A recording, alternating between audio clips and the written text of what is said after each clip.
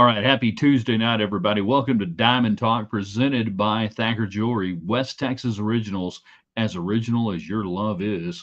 Great West Texas traditions. They're going to start with Thacker Jewelry. We're in the Arctic Air Studios tonight, ready to hang out with you. We're going to talk a lot of Tech baseball. But even though we're branding this as Diamond Talk, we can get into some other things tonight. If you want Tech basketball, if you want transfer portal, Caitlin Clark, whatever you want to talk about, we can probably do that as we go along. We'll let some folks get in. You guys know what to do. The early arrivals, if the audio is good, the video is good, you give us thumbs up. Let us know, hey, we're rocking and rolling, ready to go. So those of you on Twitter, on Facebook, and on YouTube, thanks to United Supermarkets and Market Street, you guys can conversate right with us. Easy to do. Just type it in, and then you hit the little send thing. And then if you want to do something awesome, cool, and beyond the pale, not beyond the pale, that's like a bad thing.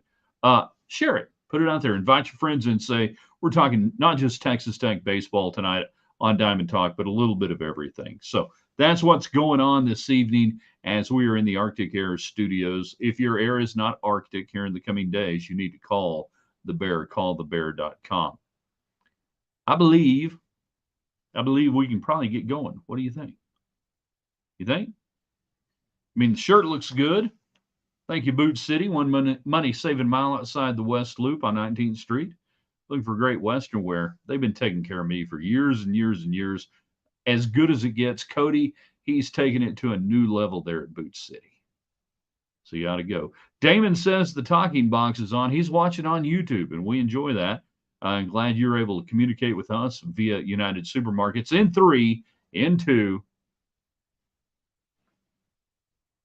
Good evening, West Texans, all you good, fine, friendly folks out there who wish you were. I'm Ryan Hyatt, theraiderland.com. You start your day every day on the website. We got hot links waiting for you, cool stuff we find. You think, we think you're going to like it. We think you ought to even put your own hot links on there every day. We give you a question of the day. Like today, Tuesday's best, sandwiches. Best sandwich shop where you live, your favorite places to go. You can comment on that tonight on the broadcast if you want to. I'm a sucker for a great Reuben sandwich. The Reuben pastrami, by the way, Jersey Mike's, free ad. Hey, good stuff. Chain, local shop. We can talk sandwiches tonight. We are, though, talking about Texas Tech baseball sweeping Stanford, the Stanford Cardinal, limping in, having as bad a year as they have had in a long time. And this is one of those vagaries that we talk about in scheduling college baseball now, that you put together a schedule and you think, yeah, home and home, Stanford. That'll be great. Great for the RPI. And it would have killed you to lose one of the games to Stanford. That you win the game last night, 10-9 and 11 innings. Must win. Both teams were playing it like it was to get into the NCAA tournament. And it kind of was, for both teams last night, because it mattered that much. Both teams kind of coming in. Now, Texas Tech at about 58, 59 RPI. Stanford sitting there around the 140s. Worse than Baylor. That's who the Stanford team is. It's hard to kind of wrap your mind around that, but that's who the Stanford team is, and you had to beat them. And you had to beat them last night, and you thought you had them down. A little late inning meltdown. Then you come back in the 11th, and you have some great at-bats, and you get the win, 10-9. Today, you jump on them early, and you thought you'd killed them. You thought you'd cut the head off the snake, but no. The Stanford Cardinal will not go into that good night gently. They kept battling back, and you're just like, what do we got to do to beat this team?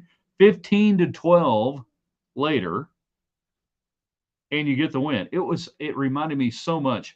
I called these games, by the way, this was like a throwback midweek series to the 1990s when me and Fink were calling games, or even before I was calling them with Fink in the early 90s. This was like every stinking Tuesday game. First one to 15 wins. First one to 12, you got a shot, but you really got to get to 15. It was throwback. Which, again, neither one of these teams right now are playing great baseball. So it probably stands to reason that it would play that way. I want to get your thoughts, though. What impressed you the most? What did you like the most out of this little 2-game set? You got University of Houston. Are they in the conference now? God, I guess they are. Yeah, you got them coming into town. But you need to sweep. You really do. You need to sweep the series against the Houston Cougars. One and I'll get into the brawl against Houston from years ago. Maybe on Thursday. Give me a day. I need to do an interview on that. But what impressed you the most about what you saw this weekend for Texas Tech? Yesterday, uh, again, you put up 10 runs, so you had a lot of guys hitting well. Bravo, 3 of 5 again on the night. Another Kevin Bazell night gets a launch. Green got your game winner there in extras, getting that done. It was a pretty good night. Pompey had a home run. What, 3 home runs on the night? 4 home runs? No, two. Yeah, 2 home runs by Bazell. He had the home run by Pompey, and Washburn gets a home run. So that's not a bad night there, right? It's pretty good. The pitching last night. This is the 10-9 game. Washburn 3 innings. I only give you something good. It wasn't great. You had 7 walks last night. You had 17 strikeouts. That's a lot of pitches. And the total pitch count was 216. And that's extra innings. That's extra innings. And Atera, by the way, who finishes it out with 2 innings, gets the win 3-0. By the way, like Peter Hatera, it's like Satera, it's sort of like some sort of Chicago deal like that. But just a lot of pitches being thrown. Guys either not willing to pitch to contact, afraid to pitch to contact, or just nibbling a little bit right now. So, Tara, thank you very much. We appreciate it. Who else on the night? Sanders held it together with a walk, 5 strikeouts, and 2 innings pitched, but you just weren't getting anything else done on the run standpoint. So you have that. You won, though, and that's really, at the end of the day, that's all that matters. Sometimes it's a game you got to win. You can get in on the conversation tonight thanks to United Supermarkets, Market Street, great supporters of Texas Tech, great supporters of fresh produce. Yeah, like strawberries and cool stuff like that, like fruit. Yeah, I got it. It's really good.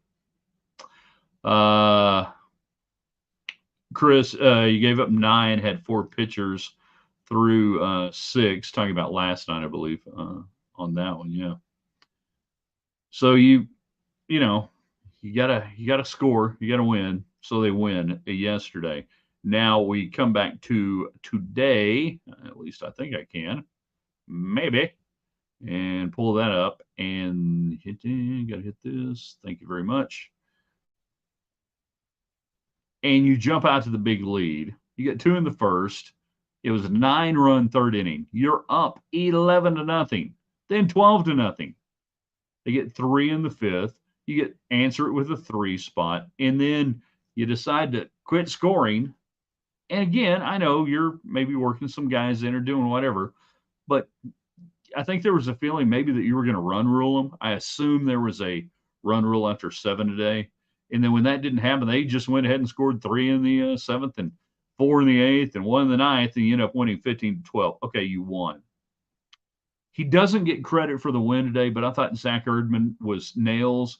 Everything you want on a midweek. 4 2/3 today, 5 hits, 3 runs. They were all earned. A walk and 2 strikeouts. Just 62 pitches in 4 2/3, and I think it was like a little over 42 pitches or 45 going into the 5th that he doesn't get out of. Luce gets credit for the win. I understand how the scoring works. I get it. Erdman should have got credit for the win today. But yeah, 62 pitches, strikes 42. Erdman gave you everything you want. Now, everything after that, you're running guys out there that you're like, just can you get me anything? Luce 2/3 of an inning. He gives up a run. He faces 3 back. He gets credit for the win. Whatever. Co, then Baugh, then Lysick. Lysick went an inning. It seemed like it took forever. No offense. Couple of runs. And then Rhodes finished it out. So Rhodes comes in the ninth with he's got a funky little release point that we were watching today. Multiple arm, not arm angle, not arm slot necessarily. We talk about release points and arm slots and everything else, but it was more like he would get to about here and then sometimes it'll roll off, sometimes it'd come in. Really interesting to watch. I'd like to see more of him. And this was kind of a high leverage situation, certainly.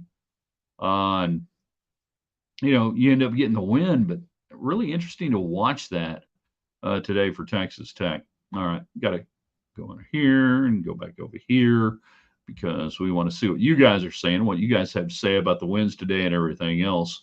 What needs to happen now for Texas Tech to make the NCAA tournament? Well, you got to get the RPI above where it is right now. And where it is right now, you started the day at 58. That was up from 59. You got one up by the end of the day yesterday from beating them. Houston, your next opponent, is at 70. So you're back to a deal where you're playing a team that any loss is like a double hickey, and any win is just like we're treading water. You got to get through Houston this week. I hate saying, we used to say, you got to sweep to win the Big 12 title.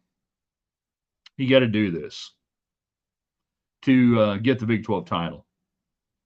Now we're talking about you got to maybe sweep to not to get into the tournament. And I say you got to sweep, but I mean 2-1 this weekend will be treading water.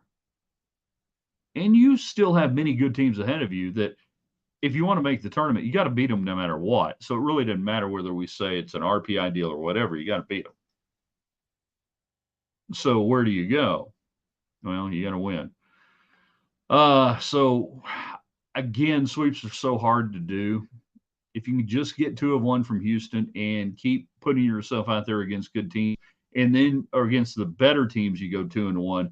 You do get that multiplier, and you can get back up there into the 30s, low 40s. I think is where is kind of to me right now. If you want to get an at-large bid in the Big 12, which is trending to not be a really deep league, I think this year with NCAA teams. It's just not looking that way right now. It reminds me a lot of 2015 that you can finish, 4th or 3rd in the league and maybe not get an NCAA tournament invite. So you're going to have to do a little bit more than maybe just a top, 45 RPI. You may be looking at 30 to 35 to try to get that at-large bid if you're 2nd or 3rd in the league or wherever you end up being. Chris, you gave up 9, had 4 pitch. Yeah, going 6. Chris Hooten, our Tech pitcher is walking too many batters. Always, every pitching staff walks too many batters. Is Tech walking too many batters? Yeah, they're what I'm getting right now is not just walking too many batters, but just deep counts.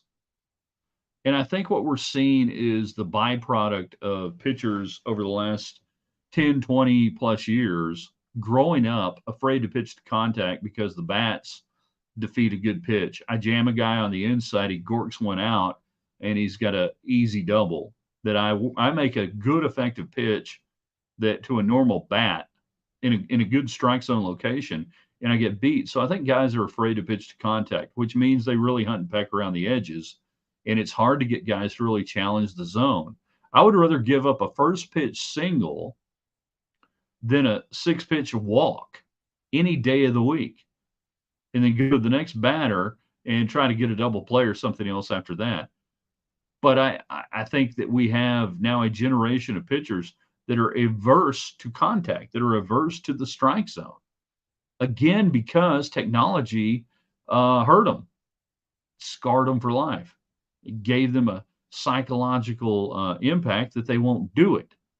So then how do you come back and get them to do that at the college level where we've dampened the bats, we've done a lot of different things, with the old BB core and everything else, and go, okay, no, it's okay to do this right now. You can do this. Well, they don't know how. They don't know how to pitch inside. They don't know how to work different levels of the zone.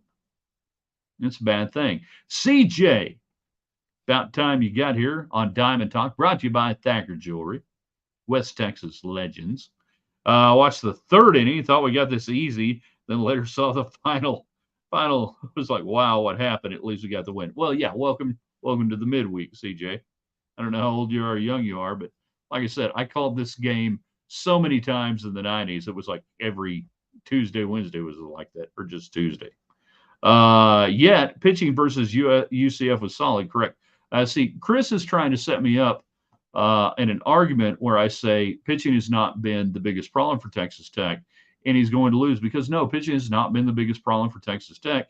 Hitting has been the biggest problem for Texas Tech. We'll take pitching on the midweek and take it out. Now, pitching last night was pretty darn good for the most part. It really was. You had some fielding issues and other things. But against UCF, yeah, pitching was pretty damn solid. You go back and look at the scores and say you got to score more runs than that. And for the most part, the pitching has given you an opportunity this year within Big 12 play and otherwise to win games. The hitting has been abject failure when it comes to scoring runs with runners in scoring position, moving runners over, getting runners to do that. Oh, you're not asking questions. You are looking for an argument. I know you, and that's why I respect you, and that's why I'm answering your argument. You are trying to make the argument that Matt Gardner, the pitching coach, needs to be gone. You want to make the argument that pitching is the problem and has been for the last couple of years, and that's just not really the case. 65 Hyatt Old School. Yeah, there you go. Situational hitting has been very bad this season, as has the defense as a whole, says Mark. Yeah. And I kept waiting early on that this defense, I thought when I was watching it early with Pompey and with Lopez, I watched the middle first. What do you get to? And do you put yourself in a position to make errors off that? Because you get to some things that most people don't get to. It's a hit. It's not. Now, there's just some bad, gobble up a ball, don't throw it. There's some gack areas. Or people wondering why Cash doesn't play first base all the time. Well, he's not a good first baseman. This team's not real good defensively right now. And that's a problem when you also have other problems.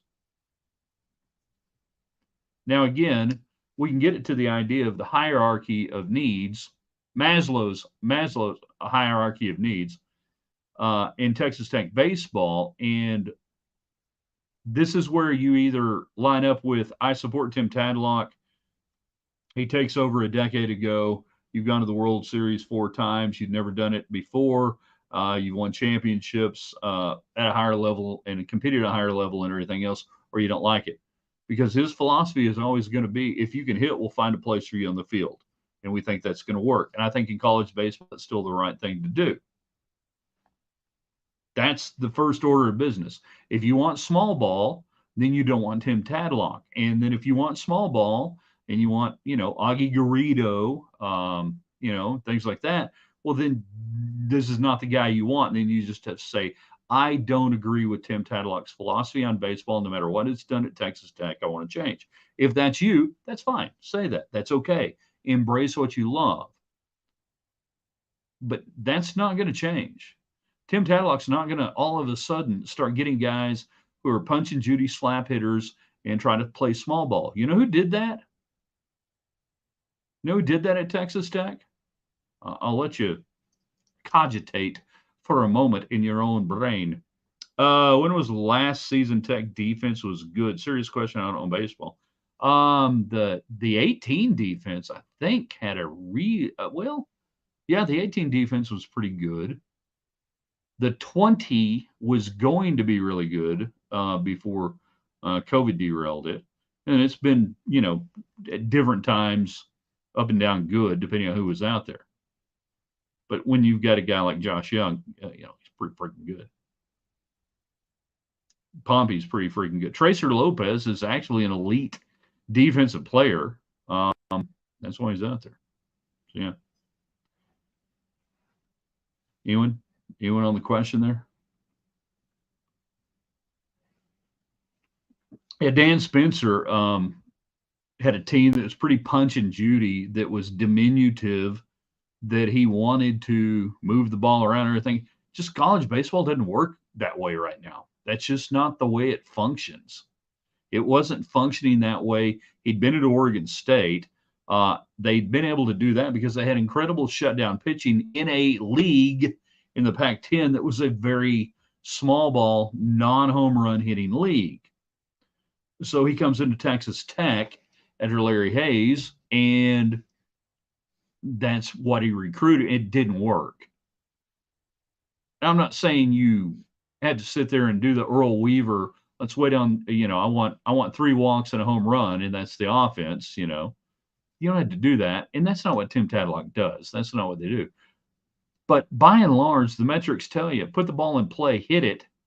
You're better off hitting the ball with good hitters than you are sitting there trying to slap button, try to get 1 run. More often than not, you can get 2 runs. You can get crooked numbers out of it in college baseball. You don't have to like it, but you seem to like it when it works, and then when it doesn't work, all of a sudden it's a bad thing. You can't have it both ways. I'll say this all the time, whatever it is, whether it's Joey McGuire going for it on 4th down. You can't sit there and applaud it and love it when it works and then say he's an idiot when it doesn't. Either you're in or you're out. That's the way it goes. You buy the philosophy or you don't buy the philosophy. And we're getting to a point this year, for the first time, really, I think deeply, with maybe some Tech baseball fans, that either you believe in Tim Tadlock's philosophy, how it's constructed, what they do, and how they do it, or then you need to sack up and grow a pair of balls and say, it's not Matt Gardner, it's not the pitching coach, it's not the hitting coach, that it's Tim Tadlock.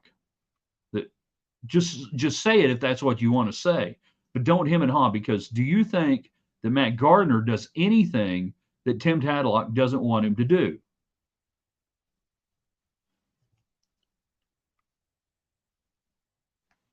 Do you think that any assistant coach that Tim Tadlock employs doesn't execute his philosophy?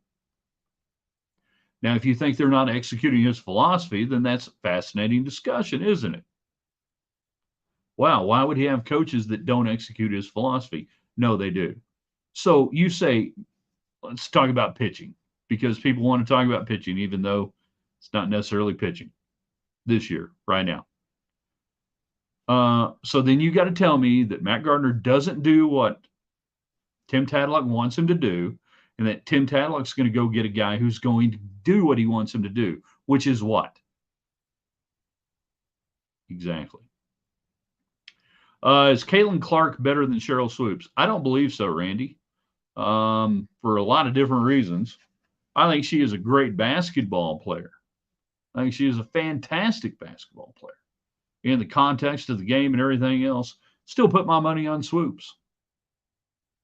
Posted on Twitter earlier today the 47-point performance against Ohio State in the national championship game, which was sold out, by the way, on CBS television, not some cable network, and got really good ratings back in the day. I love Caitlin Clark as a player. I don't really know her. I know some people who do. That's beside the point. I think Swoops is better. People are saying that Caitlin Clark is redefining the game. Wow, I'm old enough to remember when Cheryl Swoops was redefining the game. I'm old enough to remember that Cheryl Swoops was part and parcel to a group that created something called the WNBA that a lot of people think that Caitlin Clark is going to go into and do very well in. I'm old enough to remember that someone created the WNBA and became a, 3-time MVP? 3 gold medals? I have seen high-level women's college basketball for damn near 40 years now. I've never seen anybody better than Swoops.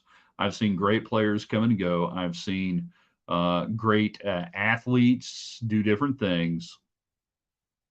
Still hadn't seen anybody better than Swoops. So there's your answer. Am I biased? Probably so. Is it recency bias? Not at my old age. Is it based on, I think, a knowledge of the women's basketball game that a lot of people don't have that I have? Yeah, I think so. I feel like I have the ability to speak confidently and freely about women's basketball and women's sports in general since I was a huge proponent of it since the 1980s and have been around it and a part of it at a high level, the highest levels really, that I do think I'm entitled to my opinion. You may disagree with it. You may say I'm wrong, but I do believe I'm entitled to my opinion more than a lot of the people that spout off on it right now. Caitlin Clark's a hell of a player, though, and a big ass whiner.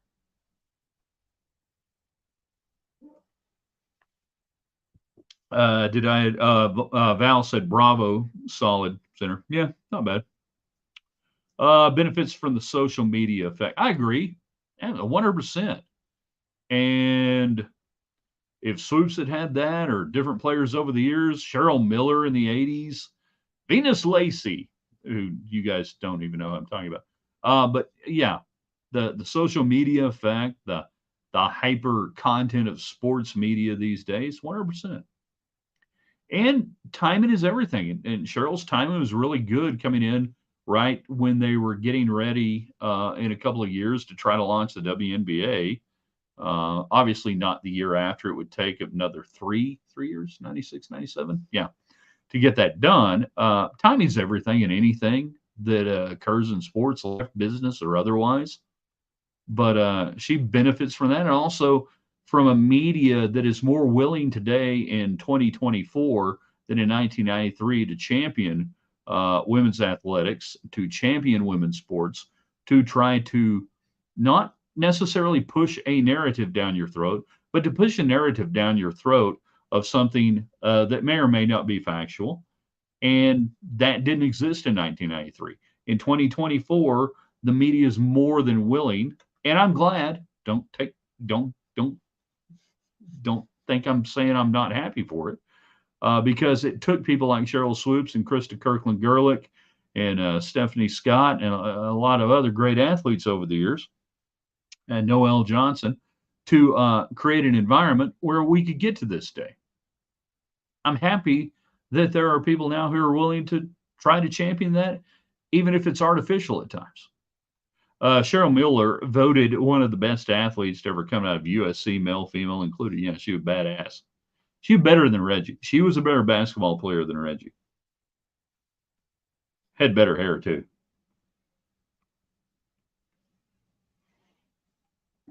So it's Diamond Talk, brought to you by Thacker Jewelry, as we get into a little basketball or otherwise. Tech basketball if you want to. I got a few more minutes tonight. If you didn't catch us last night on the old transfer portal deal, it's a beautiful thing. I love it. You can get rid of your problems, and your problems can get rid of you. There you go. That's why it's better. You know, that's why it's better now. That if Pop Isaacs doesn't need to be here, doesn't want to be here, and Grant McCaslin thinks that's probably a good idea that you might go on, everybody wins. Jennings, I was kind of hoping he'd hang around. I thought he was making himself a hand in the last 3-4 weeks of the season. But you can probably go out and find somebody. That's a great thing about the portal. You know what? You can go out and find somebody. Chris Hooten says, in my opinion, talking about me, myself, and I, the Tech football program trending up, down, or static? Up. Recruiting is getting, continues to elevate. The depth will continue to get better. Yeah, so absolutely going up. This will be an interesting year, though. Looking at the schedule that I don't have posted on my 90-day calendar, we're still a little far out on that. There's going to be about 3 or 4 games that, like most years, I could just say this in a year, they're going to be make or break the difference between like 8 or 9 or 6 or 5, something like that. But 100% trending up. The enthusiasm, the recruiting, the refilling of the depth, and just the idea that there seems to be, and I think we've gone from seems to be to there is a legitimate paradigm that they recruit to, that they want to do, that they exact, that was really kind of grab bag. Even under Tuberville, the last time you had that really singular focus of mission was about 2005, 6, and 7, with the fruition of it coming in 2008, obviously, with Mike Leach. Then as his staff began to get picked away, he lost a lot of that continuity and everything else. And it was trending. It was trending down 8 was going to be the pinnacle. It was going to go down no matter what. It was exacerbated and accelerated by his contract issues and everything else. So, yeah, I think you got to go back. Tuberville didn't want to be here. I didn't realize how much he didn't want to be here until he wasn't here. Then, Cliff just wasn't ready to be a college football head coach. And he's, I mean, not a head coach, he's a coordinator. And then Matt Wells, golly, and I hope he gets a chance again to be a head coach. I think he can be a successful head coach. But man, everything he said versus everything that happened, massive disconnect. Mr. McGuire didn't have the massive disconnect on that. Fun to watch. Now, that doesn't mean they're going to win 12 games, 13 games. It just means, they're doing it the right way. We're green, white checker now. In 20 years, will Joey be the best coach we've ever had? You better hope so. I mean, seriously, what would that entail to be the best coach you ever had? From E.Y. Freeland to Higginbotham to Dale Morgan, Pete Cawthon, DeWitt Weaver, J.T. King, Jim Carlin, Jerry Moore, Rex Dockery, Spike Dykes. Mike, what would that to be the best coach Tech's ever had? Fake Natalie Maines. What is that? What would that imply? What would that mean? Multiple conference championships, a conference championship, an outright championship, an appearance in the new college playoff format. What would that mean when you say that he's the best coach we ever had? What would that imply? To me, that's an interesting question. He could be that. It's entirely possible that he could be that. Then again, he could be gone in 3 years.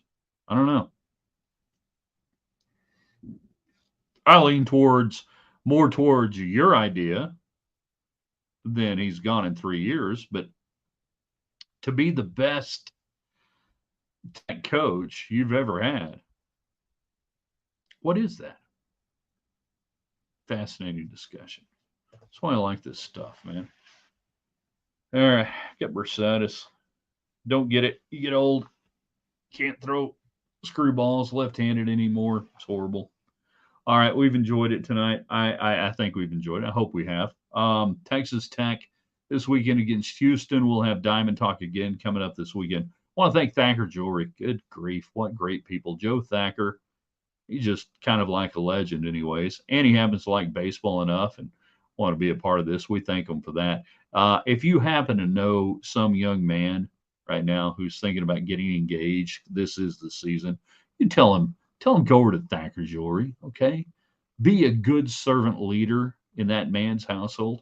Or if you're that young man right now watching this show, and you're thinking, I don't know what to do, you need to go to Thacker Jewelry. Don't screw up the ring. Don't do it. Go over there. Tell them we sent you. Tell them to ask for Joe and say, hey, we were watching a little bit of Diamond Talk, and, it was kind of cool.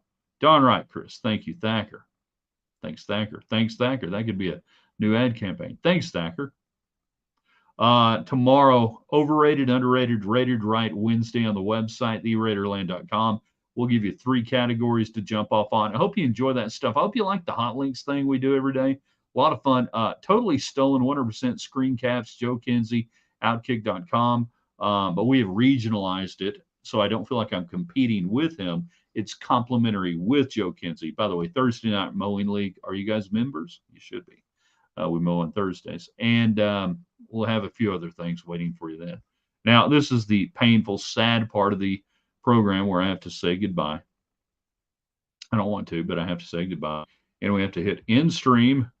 And then they ask us again, in the stream. And yes, not yet. No, yes, in stream. So much like Fred Garvin, Dan Aykroyd, Saturday Night Live, years ago, allow me to strike a seductive pose before we say goodbye.